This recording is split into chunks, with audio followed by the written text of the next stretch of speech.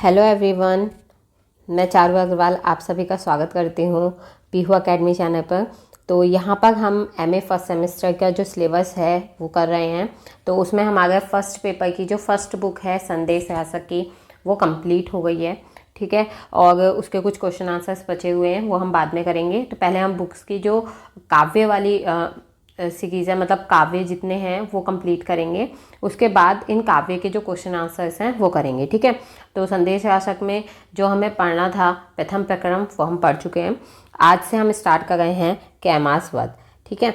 तो कैमास वध को स्टार्ट करते हुए मैं थोड़ी सी आपको जानकारी दे दूं कि ये क्या है, ठीक है।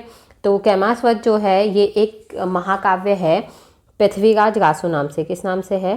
पृथ्वी राज रासो, ठीक है।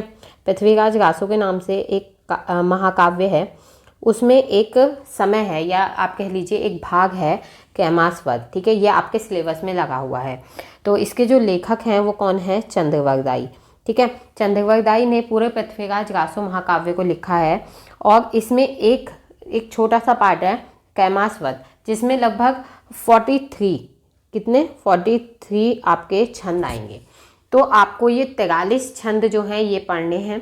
उसके अलावा आपके क्वेश्चन आंसर्स आएंगे, ठीक है, जो आपको व्याख्या करने के लिए दी जाएगी एग्जाम में। तो वो इन 43 छंदों में से एक या दो छंद आपको दिए जाएंगे जिसकी आपको व्याख्या करनी होगी, ठीक है। तो चलिए स्टार्ट करते हैं। उससे पहले अगर आप चैनल पे नए हैं तो चैनल को सब्सक्राइब कर लें, साथ ही नोटिफिकेशन बेल को प्रेस कर दीजिएगा जिससे आने वाली वीडियोज़ की नोटिफिकेशन आपको मिलती रहे। यहाँ देखिए आपके जो सिलेबस में बुक लगी हुई है, इसमें जो कैमास वध आपको पढ़ना है, ये कैमास वध के लेखक कौन है? चंद्रवरदाई, क्योंकि पृथ्वीराज रासो के जो लेखक हैं वो चंद्रवरदाई हैं।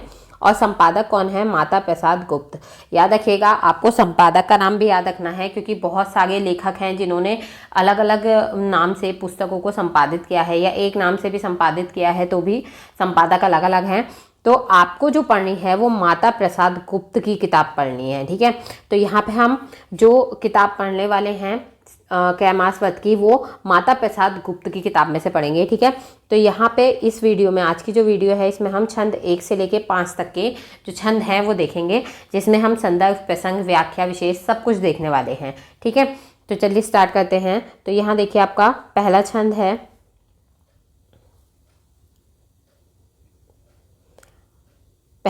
आपका तिहितप आशेटक भमई थिरना रही चहुवान वग प्रधान जुग्गिनी पुरह घर रश्यई परवान।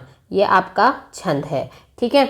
अब यहाँ पे सबसे पहले संदर्भ आएगा। जैसा कि मैंने आपको पहले भी वीडियोस में बताया कि आपको संदर्भ कैसे लिखना होता है। संदर्भ आप खुद बना सकते हैं, जिसमें कि आपको लेखक का नाम पता होना चाहिए, ठीक है। आप जो पढ़ रहे हैं वो अगर किसी बड़ी किताब से लिया गया है, मतलब किसी किताब का एक छोटा भाग है, तो आपको उस किताब के बारे में पता होना चाहिए, उस भाग का पता होना चाहिए जो कि आप पढ़ रहे हैं, ठीक है। साथ ही आपको संपादक के बारे में पता होना चाहिए, ठीक।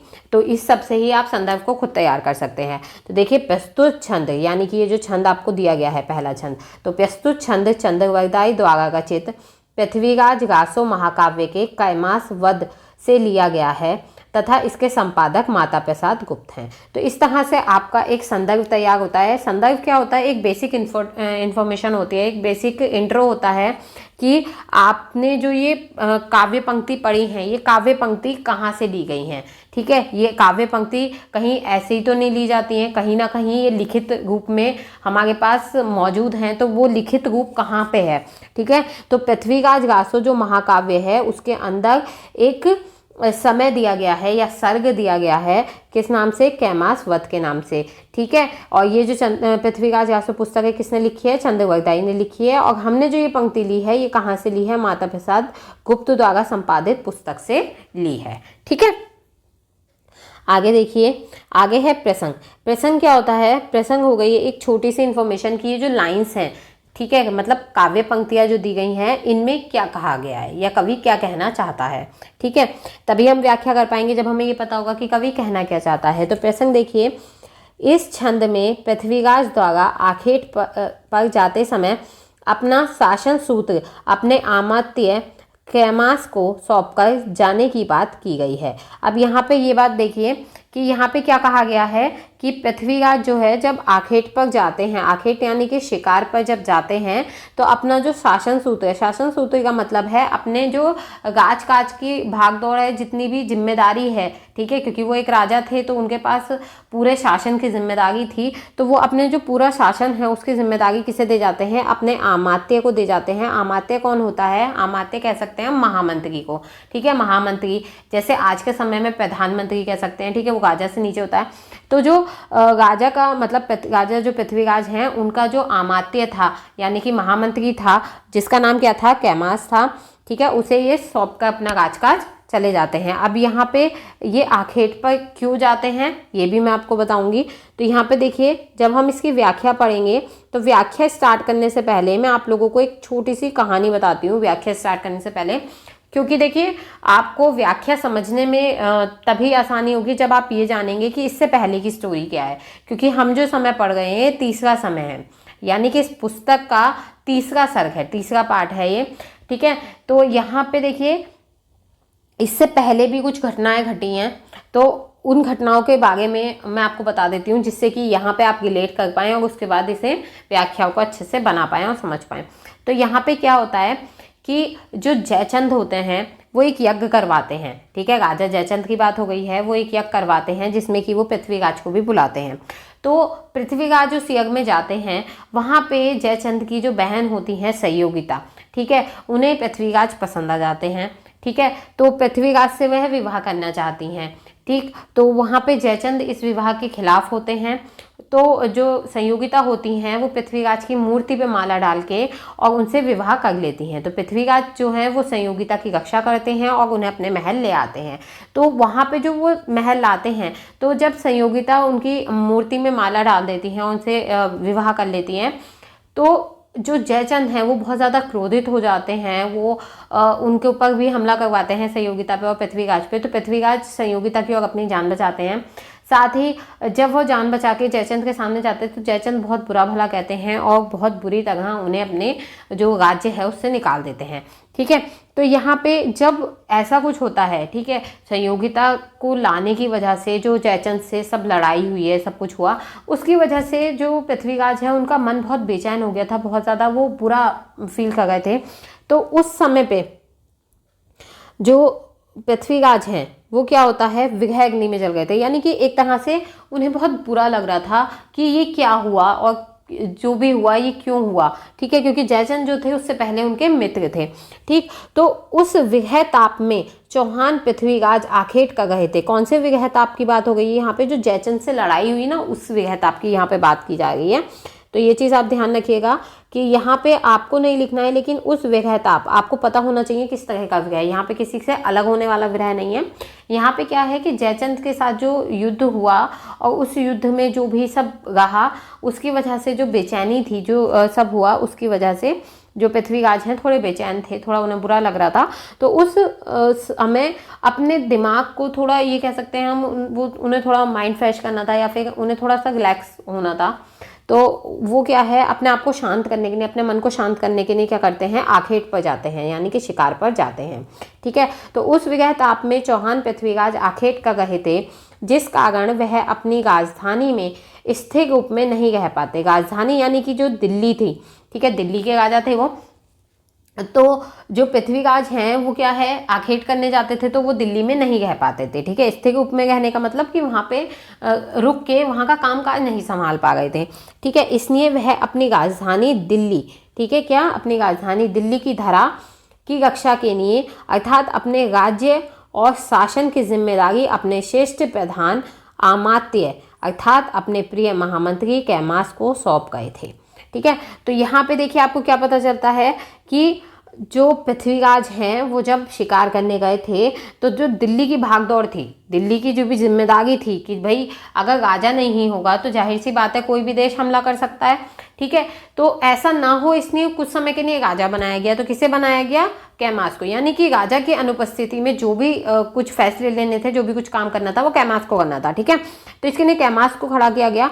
कैमास कौन थे, महामंत्री थे, ठीक है। कौन थे, महामंत्री थे। यहाँ पे अगर आपके पास वैसे तो वेरी शॉर्ट क्वेश्चंस नहीं आते हैं, लेकिन अगर आपसे पूछा जाता है कहीं भी कि जो कैमास था वो कौन था, तो वो कौन था, प्रधान आमात्य था या फिर महामंत्री था। ठीक है, तो यहाँ पे उसे पूरी तरह से राजकाज की शासन सूत्र की जिम्मेदारी सौंपी जाती है और उसके बाद जो पृथ्वीराज हैं वो बेफिक्र होके अपने शिकार पे चले जाते हैं, आखेट पे चले जाते हैं।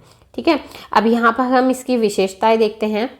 विशेषताओं में देखिए यहाँ पर दो तरीके की विशेषताएं लिखी जाती हैं, एक लिखा जाता है भाव पक्ष और एक लिखा जाता है कला पक्ष। ठीक है, तो भाव पक्ष है यहाँ पर, ये जो ये ऊपर वाला है ये भाव पक्ष है। ठीक है, तो आप लोगों को क्या करना है, अपने आप भी आप भाव पक्ष लिख सकते हैं। तो जो हमने अभी काव्य में पंक्तियां पढ़ी हैं, ठीक है, उसकी व्याख्या जो की है, उन व्याख्या में से आपको कुछ पंक्तियां, यानी आपको जो भी समझ आ रहा है आपको अपने शब्दों में उन्हें लिखना है कि आपने इससे क्या समझा। ठीक है, जैसे कि यहाँ पे पहला पॉइंट देखिए कि यहाँ पृथ्वीराज की विरह स्थिति के बारे में बात की गई है। विरह स्थिति के बारे में यानी कि उनके दुख के विषय में यहाँ पर बात की गई है। जैसा कि हमने व्याख्या में पढ़ा तो हमें पता चल ही गया है कि यहाँ पे विरह स्थिति की बात की जा रही है। दूसरा देखिए, अपने प्रिय पर विश्वास करके अपना शासन सूत्र उसे सौंपने की बात की गई है। तो यहाँ पे देखिए जाहिर सी बात है कि अगर आप अपनी कोई जिम्मेदारी, कोई बहुत बड़ी जिम्मेदारी किसी को सौंप के जाएंगे तो किस बेस पे सौंप के जाएंगे, भाई आप उस पर विश्वास करते होंगे तभी तो उसे इतनी जिम्मेदारी सौंप देंगे। तो यहाँ पे क्या किया गया है कि जो कैमास है उस पर विश्वास किया गया है और अपने शासन की जिम्मेदारी पृथ्वीराज द्वारा उसे दी गई है। ठीक है, तो ये हो गया आपका भाव पक्ष। ठीक, अब यहाँ पे आता है कला पक्ष। कला पक्ष क्या होता है, जिसमें कि हमें एक छंद, अलंकार, भाषा वगैरह हमें सब बतानी होती है, ये क्या कहलाता है, कला पक्ष। ठीक है, क्या कहलाता है, ये कला पक्ष, याद रखिएगा। अब यहाँ पे देखिए, यहाँ पे कौन सा अलंकार का प्रयोग किया गया है, यहाँ पे रूपक अलंकार है। कौन सा अलंकार है, रूपक अलंकार है। इसमें छंद कौन सा प्रयोग हुआ है, दोहा छंद है यहाँ पर। ठीक है, उस समय दोहा छंद को दूहा छंद कहा जाता था या फिर दोहर छंद कहा जाता था। क्या कहा जाता था, दोहर। ठीक है, अगर आप पुस्तक पढ़ेंगे तो यहाँ पे आपको दोहर लिखा हुआ मिलेगा, या तो दोहर मिलेगा या दूहा मिलेगा। ठीक है, तो ये जो छंद होता है ये दोहा छंद होता है। ठीक है, समय के साथ परिवर्तन हुआ और ये दोहा छंद है। ठीक है, नाम में। और उसके बाद देखिए भाषा इसकी कौन सी है, भाषा रही है डिंगल भाषा। ठीक, डिंगल भाषा का प्रयोग किया गया है जो पृथ्वीराज रासो है उसे लिखने में। तो यहाँ पे कैमासवत की पूरी ही कैमासवत जो है उसकी भाषा कौन सी गई है, डिंगल भाषा गई है। अलंकार और छंद समय समय पर चेंज हुए। तो यहाँ पे देखिए कुछ पहचान होती है, जैसे ये दूहा या दोहा छंद है उसकी कुछ पहचान है, आप इजीली इसे समझ सकते हैं। जब आप इसे देखेंगे तो जो छंद, जो दोहा होता है, ठीक है, उसमें दो पंक्तियाँ आपको देखने के लिए मिलेंगी। ठीक है, पहली चीज़ तो ये याद रखिएगा कि आपको मुख्य रूप से दो पंक्तियाँ इसमें देखने के लिए मिलेंगी। आपको कैमासवत के अंदर अगर दोहा छंद देखना है, और भी छंदों में दो पंक्तियां होती हैं, लेकिन कैमासवत में अगर आपको दो पंक्तियां देखने के लिए मिल गई हैं तो 100% वो दोहा छंद है। ठीक है, दोहा छंद है। तो आपको ये चीज़ याद रखनी है, एक पहचान हो गई आपके लिए यहाँ पर। ठीक, आगे देखिए दूसरा देखते हैं हम। दूसरा छंद है हमारा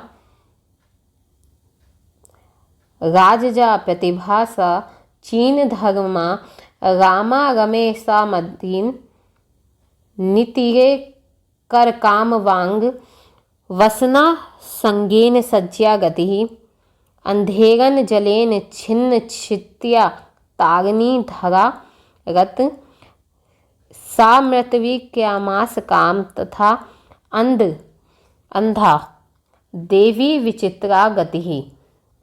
अब इसमें देखिए यहाँ पे जो आपका संदर्भ आएगा, संदर्भ क्या है वही रहेगा, संदर्भ कहीं पे भी नहीं बदलेगा। संदर्भ आपको सिर्फ एक बार याद करना होता है, संदर्भ आपका वही रहता है। ठीक है, कि प्रस्तुत छंद चंद्रवर्ती द्वारा रचित पृथ्वीराज रासो महाकाव्य के कैमासवत से लिया गया है और इसके संपादक माता प्रसाद गुप्त हैं। ठीक, जो संदर्भ है आपका वही रहने वाला है। संदर्भ आपको बस एक बार याद करना है। जो आपके 43 के 43 छंद हैं सभी में आपका संदर्भ वही रहेगा। प्रसंग देखिए, प्रसंग है यहाँ पर, आखेट के लिए जाते समय पृथ्वीराज दिल्ली का शासन सूत्र अपने महामंत्री कैमास को सौंप गए थे। ये तो हमने ऊपर पढ़ लिया था इतना। ठीक है, किंतु राज सत्ता हाथ में आ जाने पर कैमास काम क्रीड़ा में लिप्त हो गया। उसी का वर्णन करते हुए यहाँ पर कवि कहते हैं। तो क्या हुआ, जब कैमास को राज सत्ता मिल जाती है, ठीक है, वो अचानक से राजा बन गया, तो उसने क्या किया, काम क्रीड़ा में लिप्त हो गया, यानी कि जो भोग विलास है उसमें पड़ गया। भोग विलास मतलब कि वो राज काज के काम नहीं करता था, शासन नहीं देखता था, बल्कि वो क्या करने लगा कि जो वैश्या होती हैं उनके पास जाने लगा और मदिरा पान करने लगा, यानी कि वो अपना मनोरंजन करने लगा, ये कह सकते हैं हम। वो मनोरंजन के कामों में लग गया शासन देखने की जगह। ठीक है, तो यहाँ पर कवि इसके लिए कहते हैं, व्याख्या देखिए, कवि कहते हैं कि राजा पृथ्वीराज ने जिसे अपने प्रतिनिधि के रूप में, किसके रूप में, प्रतिनिधि, यानी कि अपने स्थान पर, जिसे अपने स्थान पर नियुक्त किया था, वह कैमास सत्ता के मद में नीच हो गया। नीच हो गया मतलब कि वो नीचों वाले काम करने लगा। ठीक है, उसका आचरण पतित हो गया। पतित हो गया मतलब उसका आचरण जो है वो बुरा होने लगा, स्वभाव का बुरा हो गया वो। उसकी बुद्धि स्त्रियों में गमन करने लगी। उसकी बुद्धि कहाँ गमन करने लगी, स्त्रियों में, यानी कि वो दिन रात, जैसे कि मैंने आपको बताया कि वो वैश्याओं के पास जाने लगा, तो ये उसका जो दिमाग था वो स्त्रियों में रहने लगा। ठीक है, वह काम कीड़ा में फंस गया। काम कीड़ा में मतलब वो अपने मनोरंजन में फंस गया। जिसके हाथ में बाण नहीं, देखिए, जिसके हाथ में बाण नहीं है, ऐसे कामदेव के वशीभूत होकर वह मंत्री कैमास रामा अर्थात रमणियों को साथ लेकर शय्यागत हुआ। यानी कि कौन से, जो आपने देखा होगा कामदेव होते हैं, कामदेव के पास एक धनुष और बाण होता है, जिससे कहा जाता है कि वो लोगों के मन में प्रेम उत्पन्न करते हैं। तो यहाँ पे ये कहने का मतलब है कि जिसके हाथ में बाण नहीं, ऐसे कामदेव के, यहाँ पे पता है कहने का मतलब क्या है, यानी कि वो प्रेम के वशीभूत होकर ऐसा नहीं करता था, अपने मनोरंजन के लिए करता था, है ना, प्रेम। क्योंकि अगर कामदेव ने ये करवाया होता तो इसका मतलब उसे सामने स्त्री से प्रेम होता, लेकिन उसे प्रेम नहीं था, सिर्फ वह अपना मनोरंजन करता था। तो इसके लिए क्या है कि ऐसे कामदेव के वशीभूत होकर वह मंत्री क्या कर रहा था, कैमास रामा रमणियों को लेकर शय्यागत हुआ, यानी वैश्याओं को लेकर शय्यागत हुआ। ठीक है, आगे देखिए, उस समय अपने घने अंधकार में वर्षा के जल से पृथ्वी छिन्न छिन्न हो गई और जल की धारा में तारागण भी लीन होते दिखाई पड़ रहे थे। यानी कि क्या है कि उस समय क्या हो रहा था, बारिश हो रही थी। इससे क्या पता चल रहा है कि उस समय जो पृथ्वी है उसके ऊपर क्या था, घना अंधकार में वर्षा का जल पृथ्वी को छिन्न छिन्न हो गई थी, मतलब वर्षा के जल से पृथ्वी क्या है, भीग रही थी। ठीक है, तो यानी कि उस समय बारिश हो रही थी, बहुत ज़्यादा अंधकार था, जल की धारा में तारागण भी लीन होते दिखाई पड़ रहे थे, यानी कि बारिश इतनी ज़्यादा तेज थी कि तारे दिखाई नहीं दे रहे थे, उसमें छिप गए थे। अर्थात देखिए यहाँ पे कि घोर अंधकार में तारों का प्रकाश भी लुप्त हो रहा था। ठीक, फिर देखिए, ऐसे समय में वह मंत्री कैमास काम के वशीभूत होकर अंधा हो गया। ठीक है, यहाँ पे काम का मतलब यहाँ पे वर्क से नहीं है, कार्य करने से नहीं है, काम मतलब है यहाँ पे जो वो भोग विलास में लगा हुआ था उसके वशीभूत होकर। यहाँ काम का मतलब है भोग विलास के वशीभूत होकर वह अंधा हो गया। यानी कि वो ऐसे समय में, वो रात के समय में जब स्त्री के साथ संयोग हुआ था, तो वहाँ पे क्या हुआ कि वो इस सब में इतना लीन हो गया कि उसे कुछ ध्यान ही नहीं रहा कि बाहर हो क्या रहा है। ठीक है, इससे क्या हुआ, उसने अपनी गरिमा को खो दिया। गरिमा को खो देने का मतलब है कि उसकी जो मान सम्मान था, जो उसकी इज्जत लोग करते थे, उस चीज़ को उसने खो दिया। कर्तव्य से वो क्या हो गया, विमुख हो गया, कर्तव्य से विमुख हो गया। कर्तव्यों से तो उसने मुंह मोड़ लिया था, क्योंकि उसका कर्तव्य क्या था कि राजा की गैर मौजूदगी में उसे अपने शासन को संभालना था, उसे राज्य की जिम्मेदारी लेनी थी, राज्य के काम करने थे, ना कि ये सब करना था।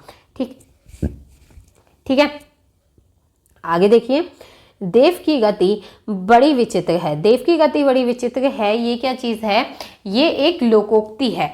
ठीक है, लोकोक्ति यानी कि ये एक कहावत कह सकते हैं आप, ये एक कहावत है कि देव की गति बड़ी विचित्र है, यानी कि देव जो ना करवा ले वो भला।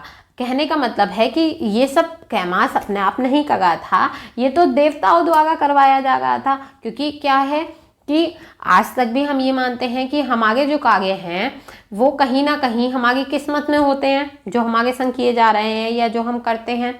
ठीक है, ऐसा होना होता है। तो उस समय भी ऐसा माना जाता था। ये कहावत है कि जो भी कार्य हम कर रहे हैं वो कहीं ना कहीं देवों ने पहले से ही लिख दिया है कि ये काम आपको करना ही है।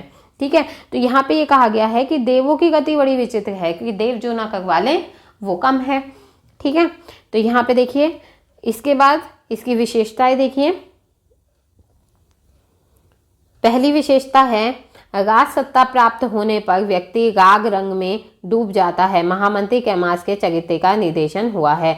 तो यहाँ पे देखिए क्या बताया गया है कि जब अचानक से आपको राज सत्ता मिलती है, बहुत सारा पैसा मिलता है, तो जो व्यक्ति होता है वो राग रंग में क्या हो जाता है, डूब जाता है। यानी कि वो अपनी जिम्मेदारियां छोड़ के, अपना काम नाम छोड़ के क्या करने लगता है, जो राग रंग है यानी कि भोग विलास में वो लीन हो जाता है। तो महामंत्री कैमास जो थे उनके साथ भी यही हुआ, ठीक है। उनके क्या हुआ, चरित्र का निर्देशन यहाँ पे किया गया है, यानी कि उनके चरित्र के बारे में बताया गया है कि उनका चरित्र कैसा था, ठीक है। दूसरा देखिए, तृतीय पंक्ति में प्रकृति वातावरण का सजीव चित्रण अंकित हुआ है। तृतीय पंक्ति में कहाँ पर, तृतीय पंक्ति में चलिए देखते हैं तृतीय पंक्ति में क्या है। तो यहाँ देखिए, तृतीय पंक्ति यह है, अंधेरन जलेन छिन्न क्षत्रिया तागिनी धरागत। तो यहाँ पे क्या बताया गया है कि अंधेरी रात में जल से क्या हो गया था, पृथ्वी छिन्न छिन्न हो गई थी, मतलब भीग रही थी, और अंधेरा इतना ज़्यादा था कि तारे भी जो हैं उस अंधेरे में छिप गए थे। तो यहाँ पे क्या किया गया है, प्रकृति के जो वातावरण है, प्रकृति है, उसके बारे में यहाँ पर बताया गया है, ठीक है। तो प्रकृति के बारे में यहाँ पर बताया गया है, किसमें, तीसरी पंक्ति में। दूसरी नेक्स्ट देखिए कि देवी विधि गति, यानी कि देवों की गति विचित्र है। यही तो बताया गया है कि देव जो करवा लें वो कम है, ठीक है। तो ये क्या है, एक लोकोक्ति है, जैसे कि मैंने आपको बताया, कहावत या लोकोक्ति आप कह सकते हैं। तो ये क्या है, लोकोक्ति। लोकोक्ति क्या होती है, जो लोगों द्वारा कही गई पंक्तियां होती हैं, ठीक है, जिसके कि हमें पता नहीं होता किसने कहा है। नेक्स्ट देखिए, अब आता है आपका कला पक्ष। कला पक्ष में देखिए, अलंकार कौन सा है, यहाँ पर अनुप्रास अलंकार है।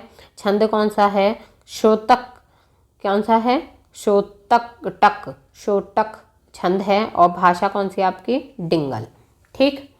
आगे देखिए, नेक्स्ट देखते हैं, आता है तीसरा आपका छंद। तीसरा छंद देखिए, करनाटी दासी सुवन रजनी अथ्यवास काम मुच्छ कैमास तनु डिढ़ी विलग्गी तास, ठीक है।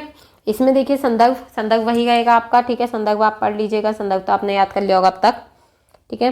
फिर आगे देखिए, प्रसंग यहाँ पर क्या कहा गया है कि दासी द्वारा कैमास को प्रेम निमंत्रण भेजने की बात की गई है, ठीक है। यानी दासी ने कैमास को क्या भेजा, प्रेम निमंत्रण भेजा था, उसी की बात यहाँ पे की गई है। व्याख्या देखिए, व्याख्या में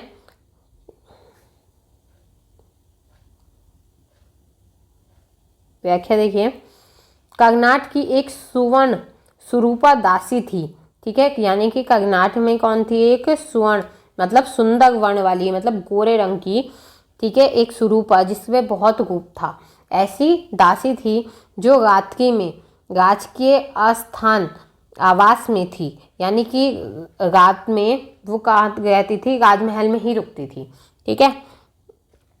काम मूर्छित कैमास की ओर उसकी दृष्टि लग गई, यानी कि जो कि काम में पहले से ही, मतलब पहले ही भोग विलास में लगा हुआ था, ऐसे कैमास की ओर क्या हुआ, उसकी दृष्टि चली गई। अर्थात उसने क्या किया, कैमास को प्रेम मिलाप के लिए निमंत्रण भेजा, यानी कि उसने कैमास को एक निमंत्रण भेजा खुद के पास मिलने बुलाने के लिए, और प्रेम मिलाप आप कह सकते हैं, उसे प्यार भरी बातें वगैरह करनी थी, तो उसके लिए उसने निमंत्रण भेजा था कैमास को, ठीक है। फिर देखिए इसकी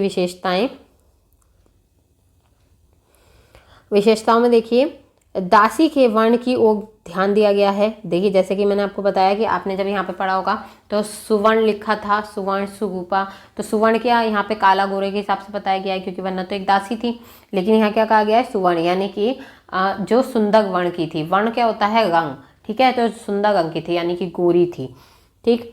और सेकंड देखिए, कैमास के कामांध होने की बात की गई है। कामांध मतलब काम में अंधा होने की बात की गई है। फिर कला पक्ष देखिए, कला पक्ष में देखिए, अलंकार कौन सा है, अनुप्रास अलंकार है। छंद कौन सा है, यहाँ पे दोहा छंद है। भाषा कौन सी है, डिंगल भाषा है, ठीक। आगे देखिए,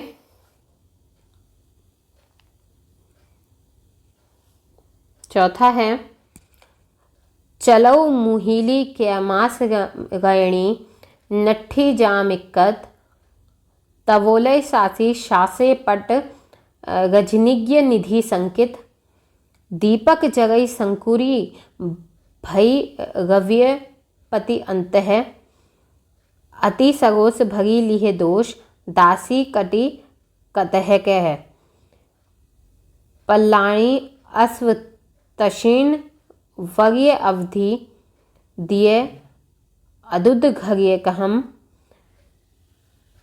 पल गयण पयण तीन संचिया नयन शयन पृथ्वीराज जह। तो यहाँ पे देखिए संदर्भ आपका वही रहेगा, ठीक है, संदर्भ में कोई भी परिवर्तन नहीं रहेगा। प्रसंग देखिए, प्रसंग में क्या कहा गया है।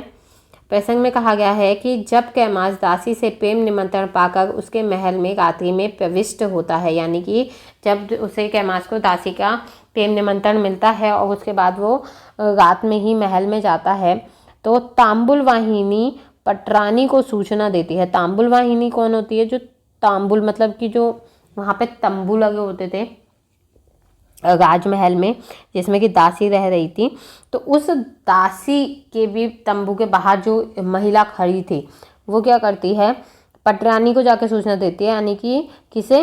पृथ्वीराज की पत्नी को जो है वो सूचना दे देती है। वह ये लिखकर पृथ्वीराज के पास उसे भेजती है। तो जो तांबुल वाहिनी थी उसे पटरानी एक पत्र लिख कर देती है कि जाओ इसे जाके पृथ्वीराज को दे दो, ठीक है। तो यहाँ पे व्याख्या देखिए, व्याख्या में कहा गया है कि एक पहर रात्रि के नष्ट, ठीक है, अर्थात व्यतीत होते होते। यहाँ पे देखिए जहाँ भी आपका अर्थात आएगा, अर्थात का मतलब है कि इस शब्द का अर्थ बताया गया है, ठीक है। अगर इस शब्द का अर्थ या तो अर्थात करके लिखा है, वरना ना ब्रैकेट में लिखा होगा, जैसे कि यहाँ पे लिखा होता नष्ट ब्रैकेट व्यतीत, ठीक है। तो इस तरह से भी दो तरीके से आपको यहाँ देखने के लिए मिलेगी ये चीज़, ठीक। तो एक पहर रात्रि के नष्ट अर्थात व्यतीत होते होते कैमास उस महल को चला। उस महल को, किस महल को? यानी कि वो दासी के पास चला, जो दासी ने प्रेम निमंत्रण भेजा था तो उसके पास चला। तांबुल वाहिका सखी ने, यानी कि तांबुल वाहिका जो थी, ठीक है, उसने क्या करा, दोनों की उस निधि यानी कि किसकी? कैमास की और वो जो दासी थी उन दोनों की हरकत को देख लिया। इस अर्थात इस स्नेह से संकित होकर पटरानी से साक्षी दी, यानी कि उसने क्या किया, उन्हें ये सब होते देख लिया और उसके बाद उसने क्या किया, जाके उसे थोड़ी उस पर शंका हुई, थोड़ा शक हुआ, तो उसने जाके क्या किया, पटरानी को सब कुछ बता दिया, ठीक है। दीपक संकुटित पतला किया जाकर जल रहा है और वह रात्रि पति अर्थात चंद्र तुल्य कैमास अंतःपुर में फिर रहा है। कहने का मतलब है दीपक संकुटित, यानी कि दीपक जो है वो हल्का हल्का जल रहा है, पतला होकर जलना। यहाँ पे देखिए पतला किया गया, पतला किया गया क्या, उसे थोड़ा धीमा किया गया, ठीक है, उसकी रोशनी को हल्का किया गया। और वह रात्रिपति अर्थात चंद्र, चांद की यहाँ पे बात की जा रही है, ठीक है, चांद तुल्य कैमास अंतःपुर में फिर रहा है, यानी कि जो चांद जैसे क्या है रात में जगता रहता है, ठीक है, तो वो क्या कह रहे हैं कि जिस तरह चांद रात में जगा रहता है उसी तरह कैमास यहाँ पे जगा हुआ है। तो यहाँ पे चांद से जो है कैमास की तुलना की गई है, ठीक है। जो चांद के समान जो कैमास है वो क्या है, यहाँ पे अंतःपुर यानी कि महल में घूमता फिर रहा है, ठीक है। यह सुनते ही अत्यंत रोष से भरकर, यानी कि रोष में किसमें, बहुत ही ज़्यादा गुस्से में, या कह सकते हैं एकदम से ये चीज़ सुन के गुस्सा आया, बहुत ही जोश में वो जो पटरानी है वो क्या है, रोष से भरकर अर्थात रुष्ट होकर, क्रोधित होकर भुज पत्र लिखकर, यानी कि एक पत्र लिखा और उसने दासी के हाथों में अपने कांत कौन, पति पृथ्वीराज के लिए दिया। तो उसने जल्दी से एक पत्र लिखा और ये कहा दासी से, जाओ इन्हें राजा को जाके दे दो, ठीक है। तत्क्षण अश्व पलान कर उसे रानी ने घड़ी दो घड़ी की अवधि में पृथ्वीराज को लाने के लिए दिए, यानी कि उसने क्या कहा कि जल्दी से घोड़ा लेके जाओ और फटाफट, यानी कि घड़ी दो घड़ी मतलब जितनी जल्दी हो सके पृथ्वीराज को यहाँ लेकर आओ, ठीक है। पल भर में वह गजों से प्रकीर्ण वन में संचरण करने लगी, यानी कि वो पलक झपकते ही, यानी कि कुछ ही समय में वो क्या है, गजों से भरे हुए, हाथियों से भरे हुए वन में क्या है, संचरण करने लगी, घूमने लगी। और नेत्रों के संकेत मात्र के समय में वह वहां जा पहुंची। यानी कि क्या हुआ कि जहाँ पृथ्वीराज थे, यानी कि जहाँ पे पृथ्वीराज थे उस जगह पर कितनी देर में पहुंची, वो नेत्रों के संकेत मात्र में वहां जा पहुंची। यानी कि जैसे ही पलक झपकती है इतनी देर में वो क्या हुआ, पृथ्वीराज जो थे उनके सामने जा पहुंची। ठीक है, उसके बाद देखिए यहाँ पर इसका विशेष दिया गया है। भाव पक्ष देखिए पहले, तांबुल वाहिनी की जागरूकता और पटरानी की प्रत्युत्पन्न बुद्धि का आभास होता है। तो यहाँ पे क्या है कि इससे क्या पता चलता है कि जो तांबुल वाहिनी थी वो कितनी जागरूक थी।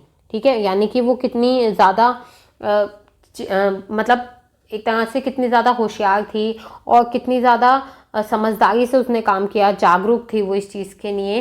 ठीक है, वो इस बहकावे में नहीं आई है, वो रुकी नहीं, उसने जितनी जल्दी जो चीज़ हो सकती थी वो किया। जैसे ही उसने कैमास को और दासी को देखा वो समझ गई कि यहाँ कुछ गड़बड़ है और जाकर उसने सीधा पटरानी को बताया।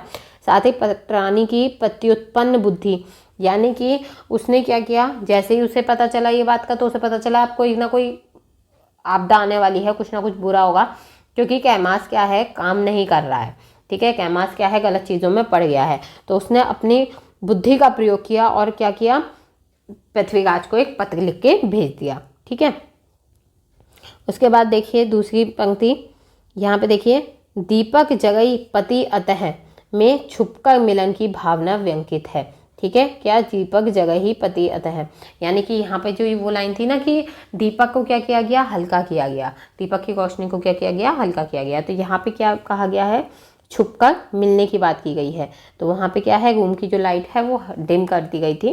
ठीक है, तो वही बात यहाँ पर की गई है। फिर देखिए कला पक्ष, देखिए कला पक्ष में जो अलंकार हैं वो कौन से हैं, अलंकार है यहाँ पे अनुप्रास अलंकार है, अतिशयोक्ति अलंकार है, रूपातिशयोक्ति अलंकार है। ठीक है, छंद, छंद कौन सा है यहाँ पे, कवित छंद है। भाषा कौन सी है यहाँ पे, डिंगल भाषा है। ठीक, जो आपकी पंक्तियां हैं, पंक्तियों को थोड़ा याद रखिएगा, कोशिश कीजिएगा, थोड़ी पहचान बना लें आप, थोड़ा थोड़ा इनके कुछ शब्दों के मीनिंग समझते हुए, देखते हुए, जिससे क्या है कि आप पहचान जाएं एग्जाम में कि कौन सा आपका जो छंद है वो आया है और आप इजीली कर पाएँ। क्योंकि आपको क्या है कि थोड़ा सा ना, अगर आपको अलंकार छंद वगैरह छाटने आते हैं तो ठीक है, अगर नहीं आते हैं तो उस समय आपको प्रॉब्लम पड़ेगी। तो आपको याद होगा तो आपने जो भी अलंकार छंद याद किए होंगे वही आप उसमें लिख पाएंगे। ठीक है, भाषा याद रखिएगा, भाषा कैमास वत की डिंगली है, तो भाषा में आपको कोई परिवर्तन नहीं करना है बहुत ज़्यादा। ठीक है, सोचने की समझने की जरूरत नहीं है, भाषा तो आप लिख ही आएंगे। अब ये आखिरी देखिए, आखिरी छंद है आपका, भ्रूमत सचित सुनिंदा संग सागणी जगई अविद्या, दीपकु जगई सुमुद्धा नुपुर सधानी भानी अच्छानी। ये आपका लास्ट है। तो यहाँ पे देखिए इसमें भी कौन सा छंद लगा हुआ है, यहाँ पे दोहा छंद। देखिए मैंने आपसे कहा 2 पंक्तियां हैं, 2 पंक्तियों से आपको पता चल जाएगा यहाँ पे दोहा छंद है। संदर्भ आपका वही आने वाला है, संदर्भ में कोई परिवर्तन नहीं है। प्रसंग देखिए, प्रसंग में पृथ्वीराज की निंदा का चित्रण करते हुए कवि कहते हैं, यहाँ पे देखिए जब दासी जो है पृथ्वीराज के पास पहुंचती है उन्हें पत्र देने के लिए, उस समय क्या है, पृथ्वीराज किस में थे, निंदा में थे, यानी कि वो सो रहे थे। ठीक है, तो यहाँ पे व्याख्या देखिए, भूमृत,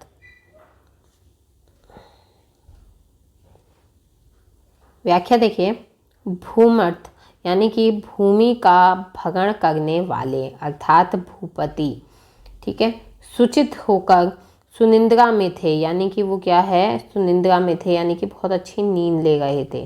ठीक है, बेफिक्र होकर अच्छी नींद ले रहे थे। और उनके साथ वह रजनी, रजनी कौन, उनके साथ वह रजनी, रजनी यानी कि रात। ठीक है, भी अवैध रूप से जाग रही थी। क्या, अब वो जागी हुई थी रात, यानी कि रात जो है वो चल रही थी। दीपक जल रहा था, उसी समय उसे मुग्धा, यानी कि दीपक जल रहा था और उसी समय जो उसे, यानी कि पृथ्वीराज को मुग्धा, मुग्धा कौन, दासी ने नुपुर के अच्छ, नुपुर के अच्छ मतलब नुपुर की, यानी कि पायल की जो आवाज़ है, यानी कि अर्थात क्या, पायल की आवाज़ से उस निंद्रा को भंग किया। यानी कि जो पृथ्वीराज सो रहे थे उन्हें क्या किया, दासी ने जो पायल की आवाज़ है वो की, और उससे क्या हुआ, पृथ्वीराज जो है वो नींद से जाग गए। ठीक है, फिर यहाँ देखिए विशेषताओं में देखिए, यहाँ पृथ्वीराज का निंद्रा में भी सचेत होना दिखाया गया है, जो कि पायल की आवाज़ मात्र से ही जाग जाते हैं। ठीक है, वो सो रहे थे, ठीक है, लेकिन वो इतने उसमें सो रहे थे, मतलब इतनी बेचैनी में सो रहे थे कि उन्हें पायल की, वो सो रहे थे लेकिन कहीं ना कहीं उनके, ये कह सकते हैं, वो बहुत ज़्यादा चेतन मन से सो गए थे। यानी कि वो अपने कान खुले करके सो रहे थे कि उन्हें जैसे ही पायल की आवाज़ आई, पायल की आवाज़ की दासी ने, तो उससे क्या है, वो जाग गए, उनकी नींद क्या है, भंग हो गई। ठीक, आगे देखिए, यहाँ पे अलंकार कौन सा है, अलंकार है यहाँ पे अनुप्रास और अतिशयोक्ति। छंद है यहाँ पे गाहा या गाथा छंद है, और भाषा कौन सी है, डिंगल भाषा का यहाँ पे प्रयोग किया गया है। ठीक है, इसी के साथ यहाँ पे जो आपकी वीडियो है ये कंप्लीट होती है। तो अगर आप लोगों को वीडियो अच्छी लगी हो तो वीडियो को लाइक करें, ठीक है, और कमेंट करके बताएं वीडियो कैसी लगी। साथ ही अपने दोस्तों के संग शेयर करें, जितने भी MA फर्स्ट सेमेस्टर वाले हैं उन लोगों के संग शेयर कीजिएगा, जिससे कि वो लोग भी अपने फ्रेंड्स के साथ शेयर करें। और मैं यहाँ पे MA की जो पूरा सिलेबस है वो आपको कंप्लीट करवाने वाली हूँ। तो डेली की एक क्लास आपको मिलती रहेगी, तो डेली की आप क्लास लेते रहिए।